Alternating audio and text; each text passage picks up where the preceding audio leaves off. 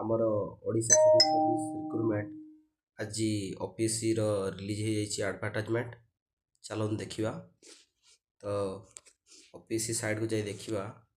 ଆମର ପ୍ରଥମ ଇଏରେ ଦେଖନ୍ତୁ, ଆମର 31 ତାରିଖ ଆଜି ବର୍ଷର ଶେଷ ଦିନ 2025 ବର୍ଷର, ଏଥିରେ ଆସିଯାଇଛି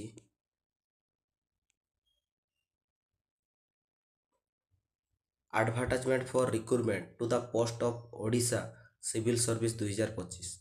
ତ ଆଜି ରିକ୍ରୁଟମେଣ୍ଟ ବାହାରିଲା, ତାର ଆପଣମାନେ ଡିଟେଲ୍ସ ନୋଟିଫିକେସନ୍ ଏଇଠାରେ ଡାଉନଲୋଡ଼ କରି ପାଇଯିବେ।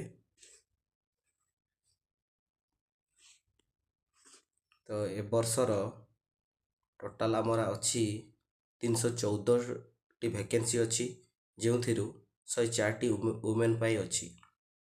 ତ ଡିଟେଲ୍ସ ନୋଟିଫିକେସନ୍ଟା ଏଇଟା ରହିଲା, ତ ଆପଣମାନେ ଦେଖିଦେବେ। ଆମେ ପରବର୍ତ୍ତୀ ମୁହୂର୍ତ୍ତରେ ଏହାର ଡିଟେଲ୍ସ ନୋଟିଫିକେସନ୍କୁ ସେୟାର କରିବା ଏବଂ କେଉଁ କେଉଁ ପୋଷ୍ଟ ପାଇଁ OPSC ସିଭିଲ୍ ସର୍ଭିସ୍ କଣ୍ଡକ୍ଟ କରିଥାଏ ଏବଂ ଏକ୍ସପେକ୍ଟେଡ଼ ଏକ୍ଜାମ୍ ଡେଟ୍ କେବେ ହେବ, ସେ ବିଷୟରେ ଆମେ ଡିଟେଲ୍ସରେ ପରବର୍ତ୍ତୀ ମୁହୂର୍ତ୍ତରେ ଆଲୋଚନା କରିବା। ଧନ୍ୟବାଦ। ତ ବନ୍ଧୁଗଣ, ଚ୍ୟାନେଲଟିକୁ ଲାଇକ୍ କରନ୍ତୁ, ସବସ୍କ୍ରାଇବ୍ କରନ୍ତୁ ଏବଂ କମେଣ୍ଟ ଦିଅନ୍ତୁ, ଏହାକୁ କିପରି ଆଗକୁ ବଢ଼ାଯାଇପାରିବ। Thank you.